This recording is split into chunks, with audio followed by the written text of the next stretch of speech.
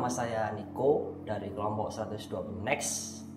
Umur saya 24, mau 24 lebih tepatnya.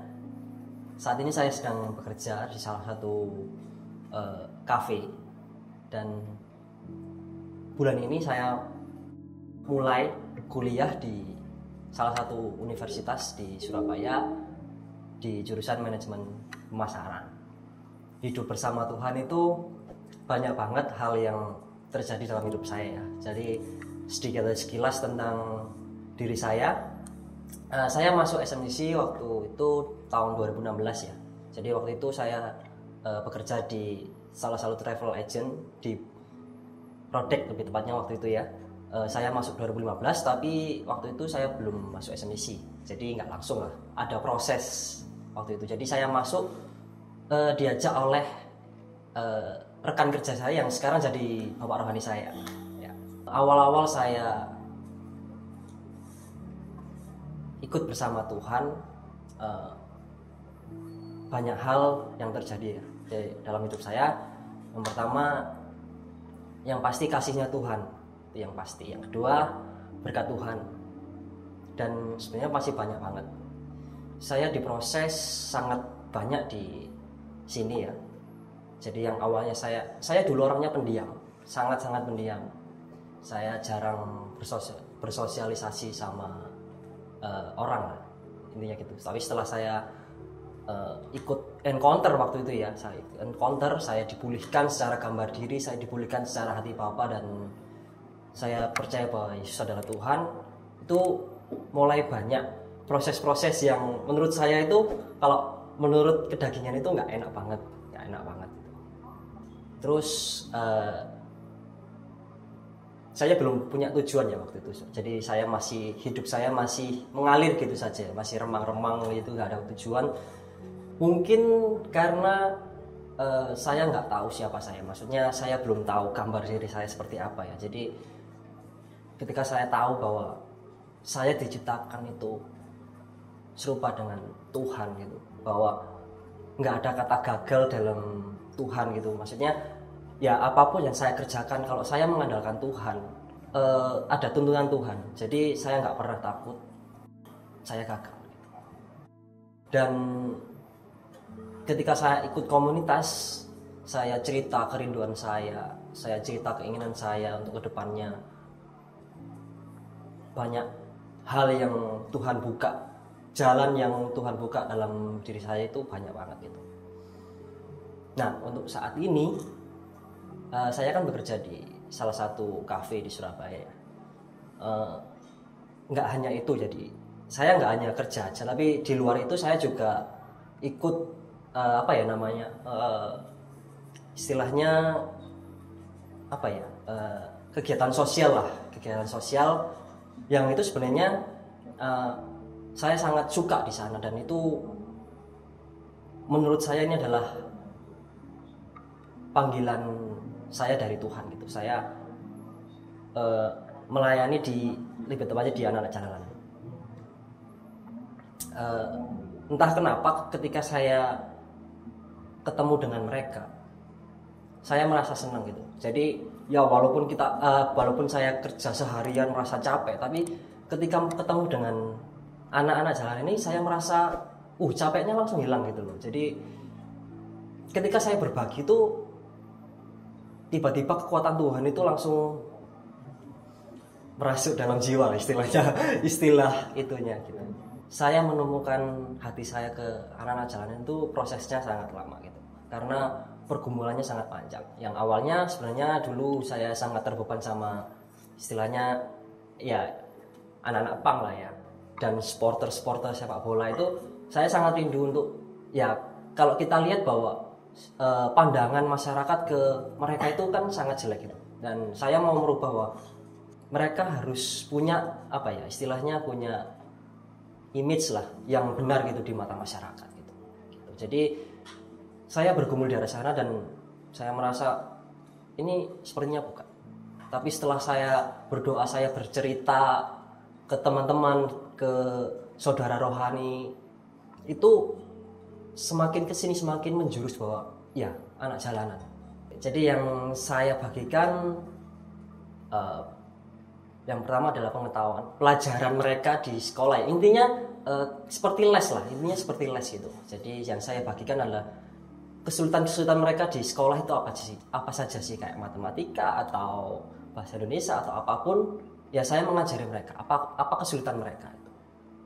Dan ya saya dibantu oleh beberapa teman saya untuk nggak cuma di ilmu saja, tapi juga di materi lah, intinya begitu ya, uang atau apa gitu, buku atau apa, yaitu semuanya bukan murni dari saya saja, tapi dari teman-teman sekeliling saya yang punya beban hati yang sama.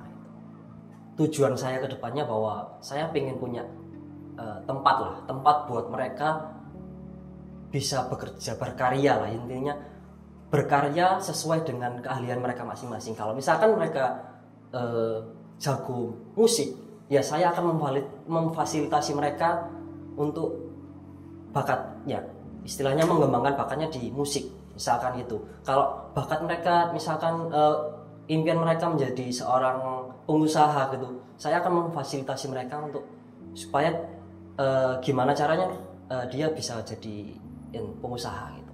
Ya itulah intinya. Saya percaya bahwa bangsa ini bisa sukses itu dari mereka, dari anak-anak muda mereka. Jadi kalau misalkan saya tidak mempersiapkan, ya khususnya diri saya atau mereka, ya bagaimana bangsa ini atau Indonesia ini bisa maju gitu. Jadi saya harus mempersiapkan diri saya dan mereka untuk bisa mengubah Indonesia menjadi lebih baik, intinya itu sih. Sekilas saja, jadi saya sebenarnya bukan dari keluarga yang mampu ya sebenarnya. Saya harus menunggu 4 tahun ya, 4 tahun untuk saya bisa kuliah lebih tepatnya ya, karena keterbatasan biaya. Saya nggak mau menyusahkan orang tua saya mau kuliah dengan biaya saya sendiri. Jadi saya perlu waktu 4 tahun, menunggu 4 tahun sampai saya bisa kuliah.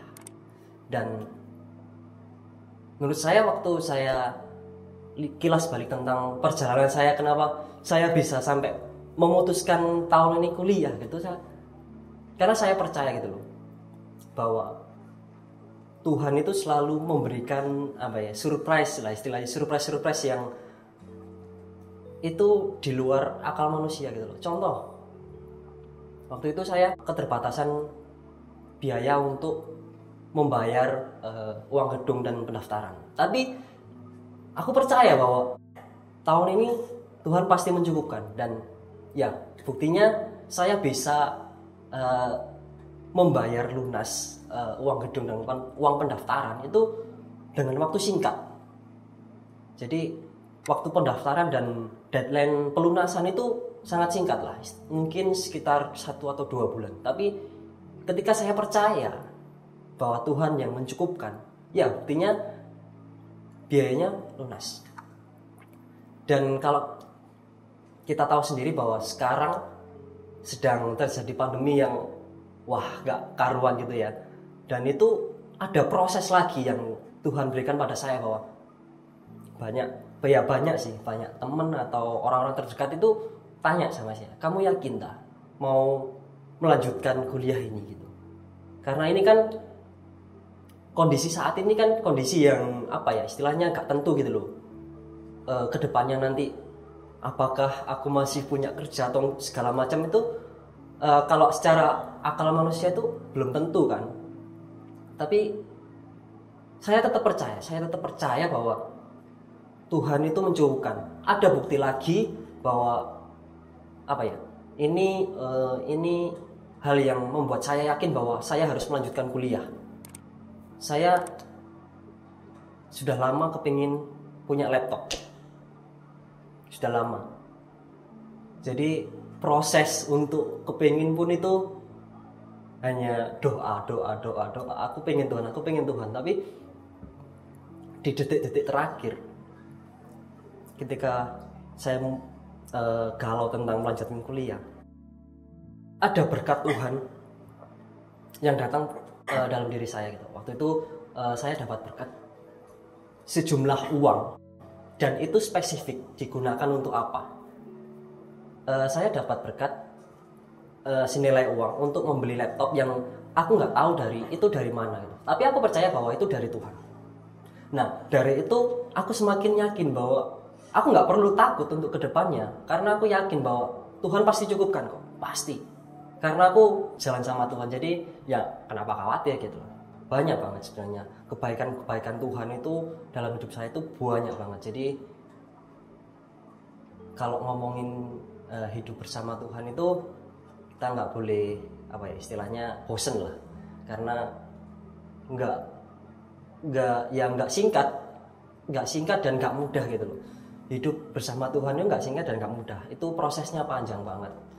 Yang jadi kekuatan saya adalah ya saya percaya bahwa hidup saya itu karena Tuhan yang memberikan kekuatan, bukan karena kekuatan saya sendiri, tapi ya karena Tuhan yang memberikan kekuatan saya, Pak. Jadi apapun yang mau saya lakukan, saya percaya bahwa Tuhan selalu serta kok sama saya. Jadi ya intinya nggak perlu takut lah.